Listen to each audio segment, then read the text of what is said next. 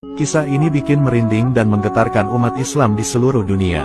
600.000 jamaah haji ini ibadahnya tidak ada yang diterima kecuali seorang tukang tambal sepatu ini. Dahulu, ada seorang tukang sol sepatu di kota Damaskus yang diterima ibadah hajinya dan menjadi haji mabrur meski ia tidak berangkat ke tanah suci. Kabar ini membuat hati ulama besar sekaligus ahli hadis bernama Abdurrahman Abdullah bin Al-Mubarak bergetar. Lantas, apa yang membuat tukang sol sepatu itu diterima ibadah hajinya padahal belum ke tanah suci?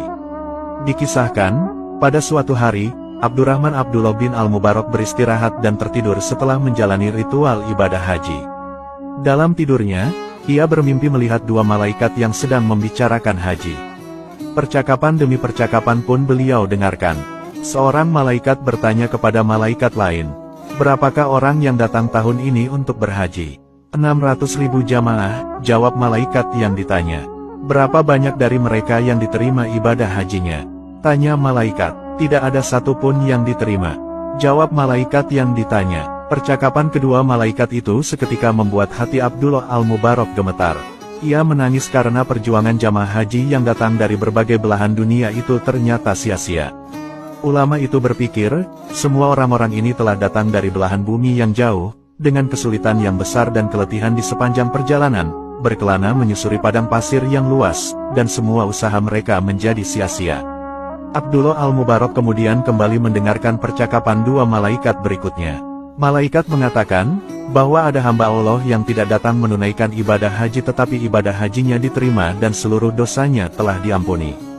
Berkat hamba itu juga, akhirnya seluruh ibadah haji orang-orang di dunia diterima oleh Allah Subhanahu wa Ta'ala. Malaikat bertanya, "Kenapa bisa begitu?" "Itu kehendak Allah," jawab malaikat yang ditanya. Kemudian, malaikat tersebut menyebutkan hamba Allah yang dimaksud. Dia adalah Ali bin Al-Muwafiq, yang bekerja sebagai tukang sol sepatu di kota Damaskus. Setelah mengalami mimpi yang luar biasa itu, ulama besar yang bernama Abdurrahman Abdullah bin Al-Mubarak itu lantas terbangun dari tidurnya.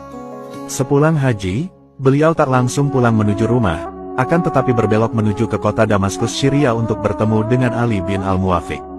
Sesampainya di sana, ia langsung mencari sang tukang sol sepatu yang disebut malaikat dalam mimpinya. Hampir semua tukang sol sepatu ditanya, apakah ada tukang sol sepatu yang bernama Ali bin Al-Muwafiq. Salah seorang tukang sol sepatu lantas menjawab, bahwa Ali bin Al-Muwafiq berada di tepi kota. Sesampainya di sana, ulama itu bertemu dengan seorang tukang sol sepatu yang berpakaian amat lusuh. Ulama itu mengonfirmasi apakah ia adalah tukang sol sepatu yang sedang dicari atau bukan. "Benarkah Anda bernama Ali bin Al-Muwafiq?" tanya Abdullah Al-Mubarak. "Betul Tuan, ada yang bisa saya bantu," ujarnya.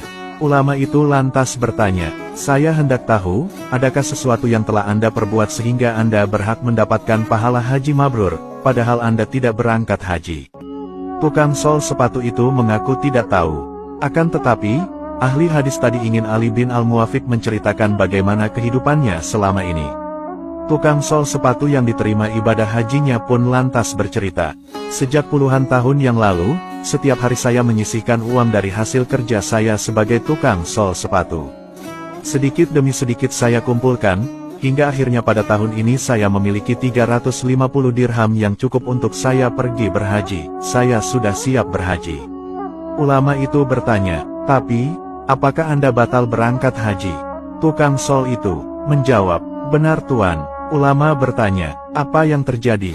Tukang sol sepatu menjawab, "Ketika itu, istri saya hamil dan mengidam. Waktu saya hendak berangkat, saat itu dia ngidam berat. Suatu hari, sang istri mencium bau masakan yang nikmat.